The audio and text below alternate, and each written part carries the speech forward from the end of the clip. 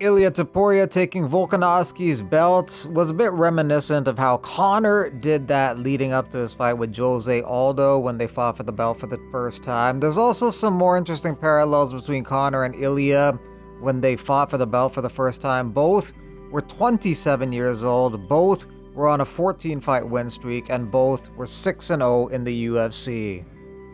Ilia Topuria's brother Alexander signs with the UFC. Machado vs. Mays, April 27th. Also on April 27th, Chris Cyborg returns at Green Bay Fight Night. Dana White walks off the Howie Mandel podcast, assuming this was a bit, but who knows these days. Jack Hermanson wants to take on Amavov next. He doesn't mind where he fights as long as it's not at the UFC Apex. A lot of fighters have grown tired of fighting at the Apex. Charles Johnson talked about that recently, how he fought his entire career at the Apex, which is kind of crazy. You start out fighting on the regional scene in front of crowds, then you make it to the big leagues, and you're fighting your whole career in an empty warehouse.